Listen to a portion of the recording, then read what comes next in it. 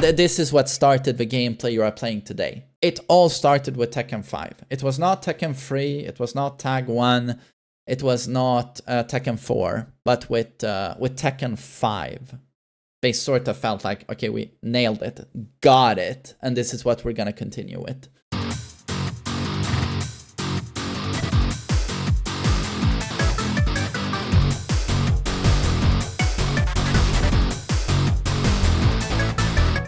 What's up guys, TheMainManSWE here, hoping you're all doing awesome as always. Or is it Omni-Man? So, we're gonna do another one of these tier lists because people can't get enough of them, and I like making tier lists as well. It's highly entertaining, and we're gonna do the best Tekken games ever tier list. So this was a ready-made tier list template. I did not write these, but whatever, we're gonna use those.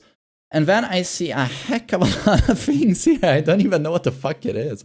But of course, the ones we are looking for the most is like the mainline staples. Like, so Tekken 1, 2, 3, the flagship games, you know. Maybe we just do them in order. And Tekken 8 is the last one. Let's do them in order. Oh my god. How do I stay non-biased on this game? How the fuck do I rate this game without going back to when I was 10 years old? My dad brought me home a gaming magazine. This was months before the game dropped, like 4 months before it dropped, during the summer. In this magazine, there were images of Tekken. I still remember Jack doing his free one throw. He held up Kazuya. I was about to slam him, and I was like, this is the coolest thing I've ever seen. And then I call restlessly on a landline back then, you know, no cell phones. I call the equivalent of Blockbuster back then, like VHS rentals. You know, I call the poor guy who works there, I call him like once per week, I think, during the weekend. Have you got Tekken yet? I want to rent Tekken. And he's like, fuck no, kid, stop calling. And I torture him. I swear to God, I did this. Tekken with me was meant to be. I did not do that with any other game. But this one I really wanted to play, and I kept calling, and then one day he said, yeah, kid, we got it now. You can come in and rent it. I'll hold it for you. And I go in, I rent the game, and I play a Yoshi mirror match against my sister. Tear horse, sorry, what can you do? Just loved it since then, and you know, will always be part of my life. So how do I rate this game without taking into account that we're all here due to this game? But at the same time, I would never want to play this today. It's just the most broken pile of shit garbage where King's down for the one is +5 on hit and +93 on block. I don't know how they got that reversed, but you know, programmers back then were confused, I guess. If I rate it like would I play today? No. It's a pile of crap. If I was on a desert island with a laptop and one game, this is not the Tekken game I would bring. So I'm gonna put it in good. This is it in terms of why we're all here today. This paved the way for everyone. Oh, my phone is fucking calling. 1 second. It's Harada. No. Okay, I just got the weirdest fucking scam call. Apparently the FBI is out to get me because I'm in international money laundering, blah, blah, blah, blah, blah. Jesus fucking Christ. We'll see if I get arrested. So now we are on Tekken 2. Tekken 2 to me was a huge step up from Tekken 1. I still remember the first time I saw it, and I thought the graphics were so fucking insane. I loved the soundtrack. This is the game that made me a Kazuya main as well, because Kazuya was the final boss, you know, and it was so cool, and his purple tux, and the music, emotionless passion. It was so fucking cool. I can't rate these games simply on memories and what they meant back in their time. I need to rate them as in which game would I play today as well. So I'm gonna also put it in good. I can't put them here. I just can't. Because I never want to play these games today. Not when we have Tekken 8, etc., you know. Tekken 3. This is also where people are gonna hate me, because people who are more casual about this or rate according to childhood memories, oh my god, the best Tekken game ever made. It's there are still people who say, doesn't even Max dude, he strikes me as a guy who would say, Tekken 3 is still the best Tekken game ever made. And I'm just like, really? Is that the game you'd want to play right now? Where Ancient Ogre runs up to you and has an unbreakable 12-frame launching throw. It's like, it's just, or Jin. It's just, the game is full of so much dumb fucking garbage. But, you know, that's not to say back in its day, it was incredible. This launched the whole thing, and this is where it just exploded. So, absolutely incredible game. But would I want to play it today? Fuck no. Fuck no. Tekken Advance? Never played. No clue. Tekken Tag? Great. Considering how old it is surprisingly playable. The thing with Tag is that if you play that game, you're basically stuck playing the top 6 to 8 characters who are very competitive, right? But the problem is the rest are dog shit. Absolute dog shit. The balancing is so bad in that game. So if you play top 8 characters, you can compete, right? But if you play anyone else, you're just dead. But very sophisticated gameplay, incredibly strong movement, and has pretty much no knowledge checks. Zero knowledge checking. It's all about movement, fundamentals, spacing, timing. Extremely good game. But I can't rate it higher due to how stupid some characters are. The damage is obscene at times. Dated presentation. I was never a huge fan of a soundtrack. The endings were meh. But it is a great game. So it goes to A. No clue. Tekken 4 is very, very difficult to rate as well. You know what? I'm gonna put this one in great. It has problems in its gameplay. As a more casual gamer, this game was incredible. It looked great. It was ahead of its time, and I think the cover tells you immediately what it's going to be. It's a bit more serious. It's very gritty. You can't see Jin's face. He's the hero, but you can't see his face. You have Heihachi and Kazuya in the background here. It's very ominous. It was a little bit darker. It took itself a little bit more seriously. The characters looked more grounded in their outfits. They suddenly spoke for the first time ever. They had cool voice lines. They had a ton of intros and win poses, much more than now in Tekken 8. And it made them feel more like characters. And also, it had the most ambitious script writing ever in a Tekken game with stories that felt quite real. And they gave characters some humanity, I feel. I'm not saying it's Shakespeare, I'm just saying that for a fighting game, the story mode was actually pretty goddamn decent. It was the first time our Tekken characters turned into people, and I think the intro still holds up really cool, with Kazuya holding the gun to the Tekken 4 soldier and Heihachi going, Shinzi no Kunemi. It's super sick. Voice acting is so good in that game. So Tekken 4, while the gameplay had a million problems, I still have to give them the hats off to everything else. And they had so many ambitious ideas as well with the stages, with elevation. I still feel everyone, if you're a Tekken fan, to just, if you can play Tekken 4, if you get the opportunity, play the game, go into practice mode and just walk around the stages, and you'll be in awe at like, oh, I can walk through a tiny pool here in a mall, and suddenly, oh, I can go up a staircase, and there are railings. Will you shut up, Hellas? No, you shut the fuck up. And there are railings, and I can punch someone into the railing, and then we can go into a small corridor. There are pillars in the way that we can walk around in the same area, by the way. Or King doing a giant swing and nailing Jin into a phone booth that explodes. It's just, I miss that stuff.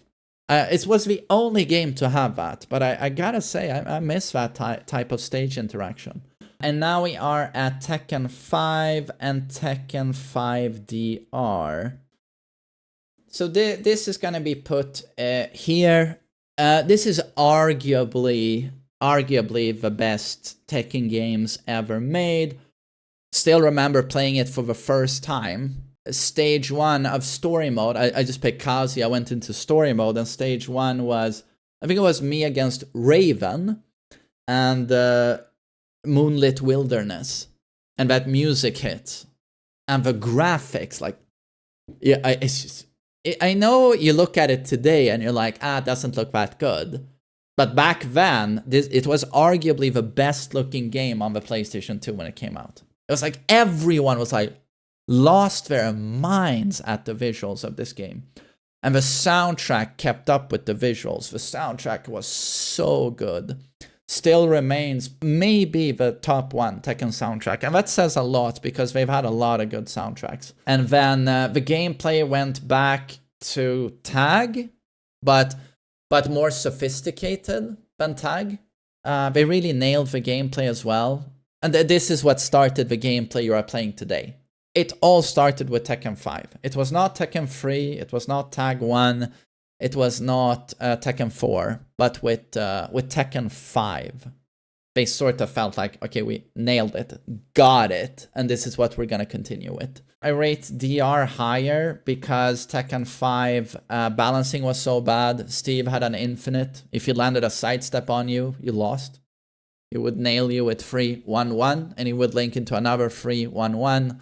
Nina was horribly broken. Feng Wei horribly broken.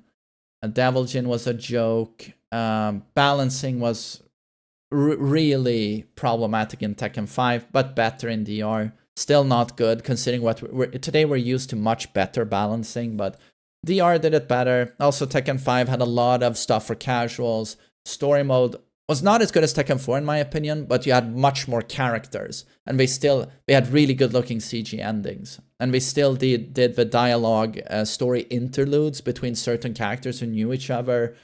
It also had Devil Within, which was a garbage platformer, but was still content that made a lot of people happy, you know, more content. I think it also had a playable arcade version of Tekken 1 and Tekken 2, right?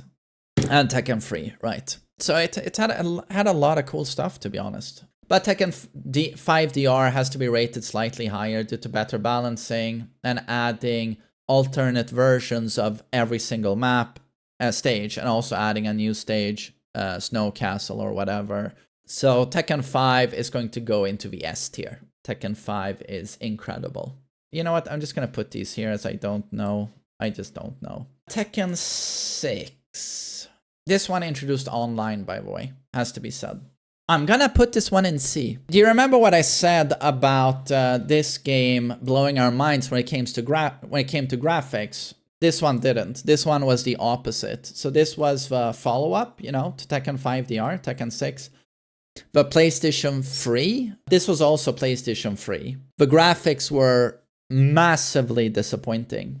On arcades, this game ran in a clean 720p. On console, it was 570 upscaled to 720p. So it was a fake 720p. You could see jagged edges on the characters, and also character models were broken. I don't know how they did it, but those of you who know how 3D works, you have edges in between polygons, and these were wrongfully, I don't know how they had fucked them up, but with lighting, these would like stand out like, you know, lines on the characters, and they would affect the shadows wrong. So a shadow would be on the shoulder here, but would suddenly disappear for one polygon here, and you were just like, it looked so awful. And especially considering this game on PlayStation 3 supported 1080p and looked really crisp at 60 FPS, and this game actually, to many people, looked worse than the old school PlayStation 2 at 1080p, you know. And then I thought the balancing was almost a step down from Tekken 5 DR, but in certain instances it was better. I absolutely hated Scenario Campaign with Lars and Alisa being the leads. I thought it was cheap. I thought it was garbage. I thought the story was the worst thing I'd ever seen.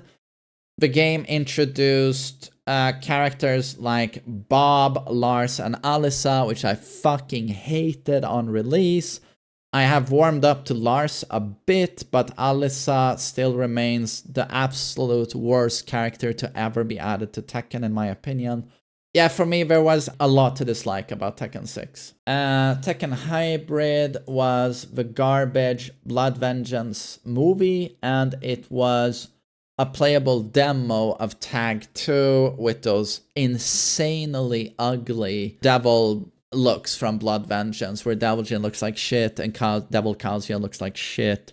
But it was a demo of Tag 2, which was fun, but I did not care for the movie, and I gotta say, those devils looked like shit. Yeah, not a huge fan. Tekken Tag Tournament 2.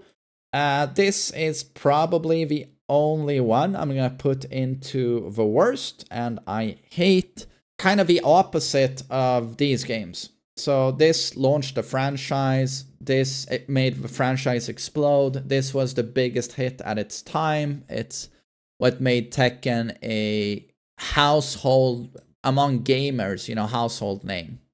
Everyone knows what Tekken is. Well, with these two.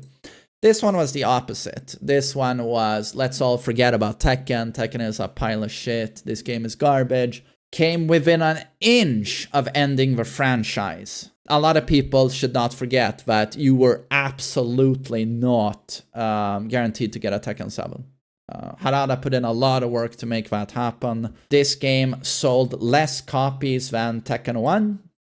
How that is even possible, considering this was released on PlayStation, Xbox, and eventually the Wii or Wii U, just did not appeal to anyone except for a small set of super sweaty players. And as Harada stated many times, the worst mistake we made was thinking that people wanted to play two characters at once. But a lot of people play Tekken to play one character. They just want to play one character. They don't want to be forced to play two characters. They put something in to counter this. They were like, oh, let's put solo in, so you can choose to play as one character. But that was of no utility. That didn't work because they still had to play against two characters. And people don't want to play against two characters. And it's also too difficult to keep two Tekken characters in mind. You can't have two characters with 100 moves each dashing in and out like this, and you have to worry about 200 attacks. And those characters also have two separate hitboxes. It could be Kuma, it could be Xiaoyu. Or it could be Miguel, it could be Alisa. This will affect their movement. This will affect how you combo them. I think what they realized was that Tekken is too complicated already. You don't need to make it much harder again. And also, the damage plus rage, it led to death combos being everywhere. Certain characters had native death combos. Certain teams didn't even need rage. The game was all about launchers. Small Tekken didn't work in this game. Movement was so strong that you trying to do a poke would often... And how much do you stand to gain by doing a poke? In Tekken 7 or in Tekken 8, a poke is low risk, low reward. In Tag 2, going for pokes was high risk, low reward. Because it was so easy to backdash your poke or step it. And then you got electricked into... It could kill you with Tag Assault, or if you had rage, but you're eating at least 120 damage into wall pressure, right? But what do you stand to gain landing a poke? Almost nothing. So a game that turned into who has the best launcher. And that's also why JDCR with Mishima's dominated that era of Tekken. He had the best movement, and he had the best electric. And also the cheesiest Tekken game ever. The netcode was not that good. Double capo. The best team in the game and the best character in the game was Eddie and Christy, because they would kill you from a 14-frame mid-check that was safe. Do you know Kazuya's down forward 2? This is abolishing fist in Tekken 8. Kazuya does a down forward 2 on counter hit, and now a godlike Kazuya player can do a perfect electric to fully launch you into gigantic damage. Now imagine, if you will, that this down forward 2 is safe on block, and imagine, if you will, that the perfect electric follow-up is automated. There's no execution. If Kazuya counter-hits you with Abolishing Fist, he will automatically do that launch every time. And it's safe on block. And it does more damage. The combo does more damage. That was Eddie and Christy in Tag 2. And it was never patched out of a game, because this was before they did Tekken as a live service game where they released patches. So for 5 years, when you played ranked, Eddie Christie, Eddie Christie, Eddie Christie, Eddie Christie, Eddie Christie, Eddie Christie. And it was a nightmare. And even me, you know, I live and breathe Tekken. It's my greatest hobby ever. Best game ever. But that's the game where I would quit the game weeks at a time. Sometimes take month-long breaks because I just couldn't stand it. So when you do that to me, and you also got my brother to forever quit Tekken, yeah, you probably didn't do too well. So Tag 2 is going to be the only one I put in the lowest possible tier. Street Fighter X Tekken. I hear some, again, this is not a Tekken game. I played this game. This is more like Street Fighter. There are people who speak warmly of this. I just remember the Mishima characters looking quite ugly, in my opinion. Kazuya looked ugly. Heihachi looked ugly. It didn't feel like Tekken gameplay. It just felt like Tekken characters... No, Street Fighter characters with Tekken skins. It was what it felt like to me. That's what I appreciated about Akuma in Tekken 7, in that he actually brought his systems with him into Tekken. What? He has a meter? He has supers? He has 1-frame invincibility? He has special cancels? He has his 2D jump? But I felt like we weren't allowed to bring our system into Street Fighter. I think Bandai Namco did a much better job than these guys did. But again, they had to... We brought in one character, and then we brought in Geese, but they brought in multiple Tekken characters. Just not a fan. And then there was a gem system as well that really felt weird. So I'm going to put this in It's Alright. But again, I didn't play it that much. And then Tekken Revolution... So this, after a fiasco that was Tag 2, they very quickly released this title. I think it was sort of to try and salvage and see, like, what can we do, guys? And this sort of already implemented a few things you would eventually see in Tekken 7. This one had the invincible attack that would eventually turn into Power Crush. It went back to single character rather than tag system. It also removed Bound. I had fun with this game, has to be said. I would certainly put it above Tag 2. I liked this game, and it had a better soundtrack than Tag 2, I felt, and the graphics were a bit more fun. But it, of course, it was a free game. You got a few free matches, but if you didn't win a lot, you would have to pay money to play, just like an arcade machine. And it also had the devastatingly awful level up RPG stat system where you were allowed to level up your character. And then you could get a bigger health bar, you could deal more damage. It introduced an RNG element into Tekken where you got critical strike. I shit you not. RNG. Where you had a chance, I don't remember the percentage, if it was like 30% or something, but you had a percentage chance of 5 attacks had critical strike built into it. Like Kazuya's down for 2 abolishing fist had critical strike. Kazuya's electric had critical strike. So on a 30% chance, these attacks would do significantly more damage. It was like adding a clean hit property to them. Would greatly enhance the damage. So I remember with Kazuya, you just maxed out power, and if you got like down for 2 crit into electric, crit again, that was already like 70 damage.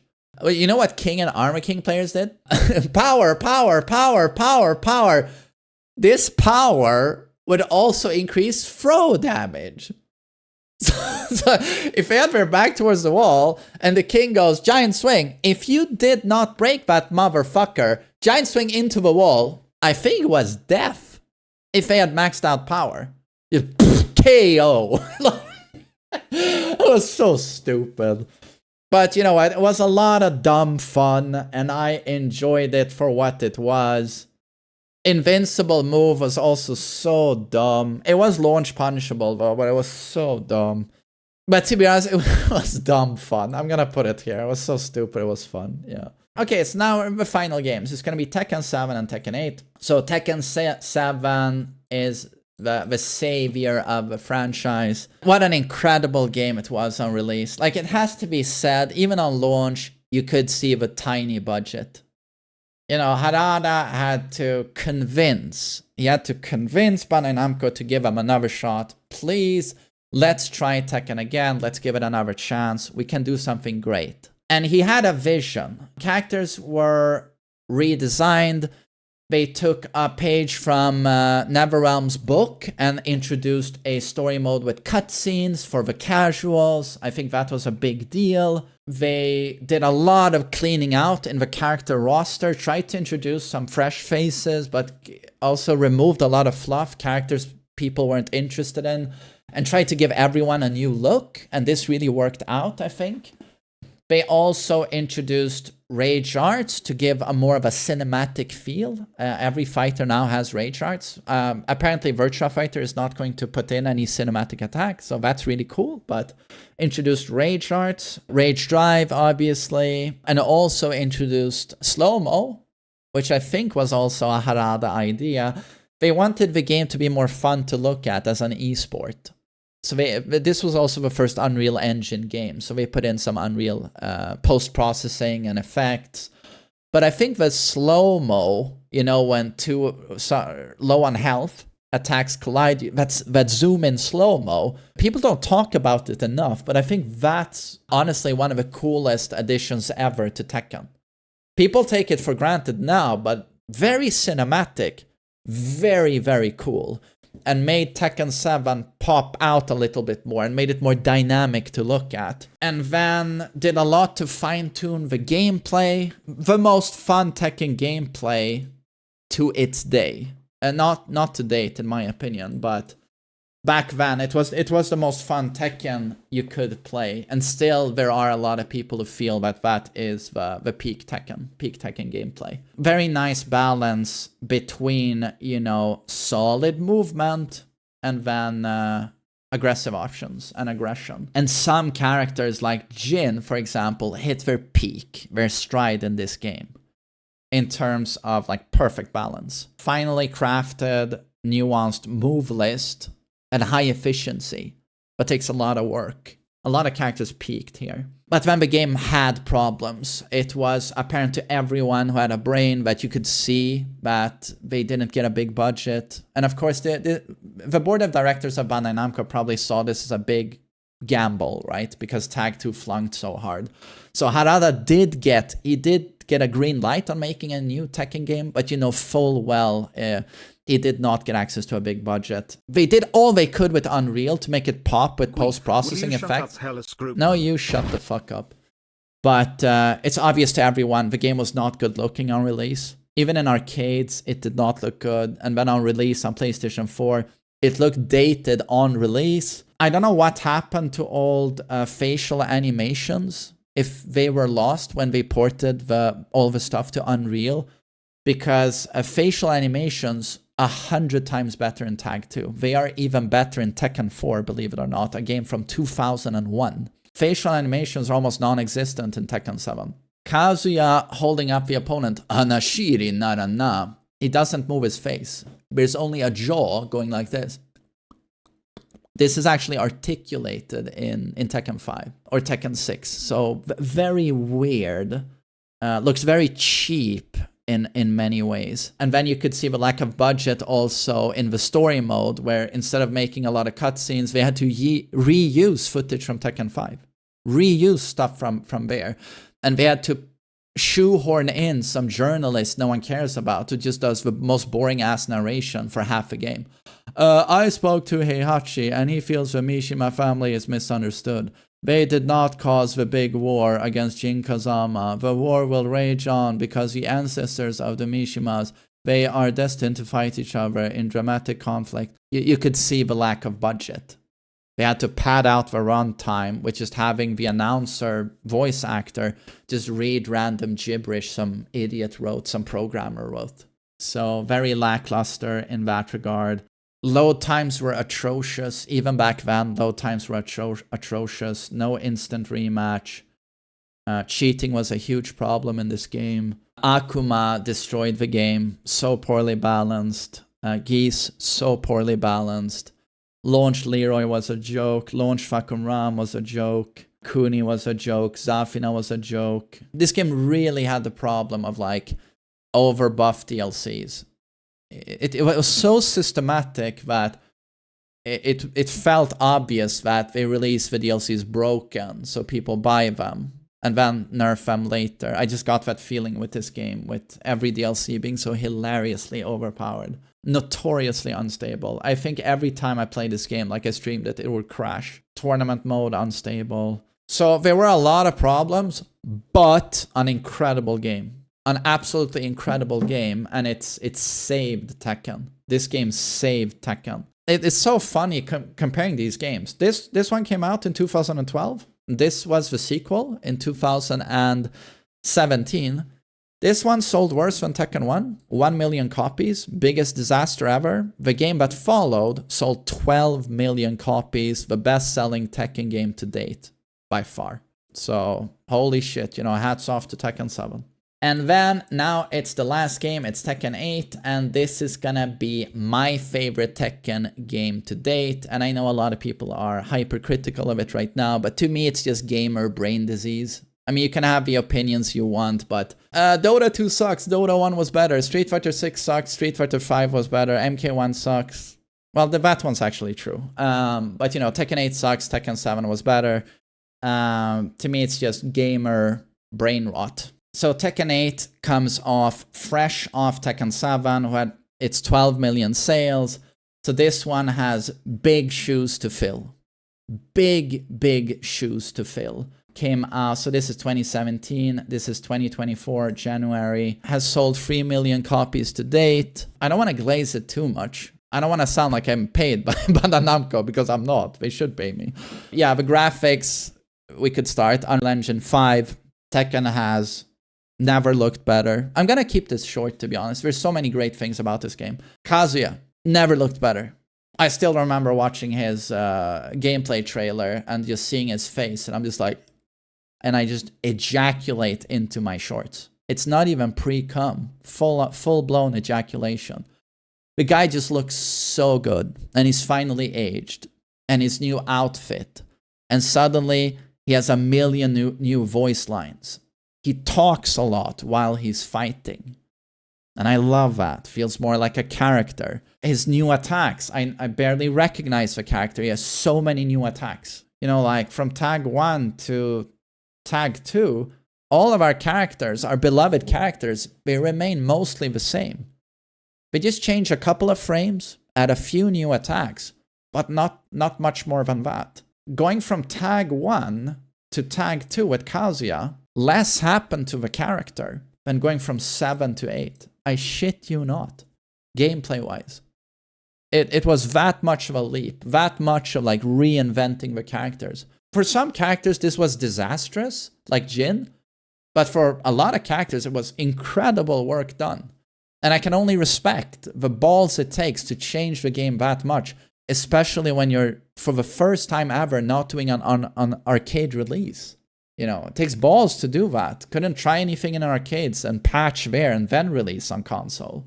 And also Kazuya's rage art, Kazuya's intro and win poses, Kazuya in story mode. Just absolutely incredible. And the load times. And we finally got instant rematch, which to me is one of the greatest things ever. But I don't have to get ready for the next battle. And I thought story mode was the best ever in a Tekken game. Tied with Tekken 4. It was really fun. And then I loved the Legacy story mode, where Kazuya, you know, you play an arcade battle and then you get to see the ending. So we had 2 story modes. I mean, Kazuya explains why he liked June. Loved that we had that. I think customization is great. I think practice mode is great. I think arcade lounge is great for casuals. Tekken Ball came back, which I thought was super cool. Yeah, I don't know. I just feel like Tekken 8 is like, I don't know, the complete package. Obviously, we have problems, like I said, with Jin, and we have overtuned characters, like mainly Yoshi, Nina, Jin. They're a fucking joke, and it's a pain in the ass to play them, and there is problems with the system mechanics. It's not heat that's the problem, in my opinion, but it's what certain characters play, how certain characters use heat, and how oppressive they are when they use heat. Like Kuma, for example, displays everything that went wrong with Tekken 8 and the heat system. Oh, you lost because you blocked. No one wants that in a Tekken game. And also the game introduced Reina. I think they really nailed it with the roster. Like Tekken 7 introduced, you know, Gigas. They cut many of these characters because they were garbage, but you know, Katarina, Gigas, Lucky Chloe, Josie. Yeah, they introduced a lot of characters like no one really cares about, you know, and that's the fluff they removed, in my opinion. They really nailed it with the Tekken 8 launch roster. These are the characters you're interested in, and then the newcomers like Victor, Azucena, I don't like them too much, but they're certainly cooler than the Tekken 7 newcomers. But Reina is the best newcomer of all fucking time, in my opinion. And I said it day one, and I still believe it 13 months later. I still believe she's the greatest newcomer ever in a Tekken game. So polished on release, so cool, perfect hybrid between like Mishima and more of a string-heavy rushdown stance character. Super cool rage art, great voice actor, good look. Never have you seen a more polished or sophisticated newcomer in a Tekken game. So Reina to me also is big selling point with this game. And I think it reflects that, her character usage rate, she's so popular. Yeah, no, I put Tekken 8 as number 1. It's to me the best Tekken game, followed by 7, followed by 5. This is how I would rank the Tekken games, I think. Hope you enjoyed my tier list. Hope you all have a great day. Take care.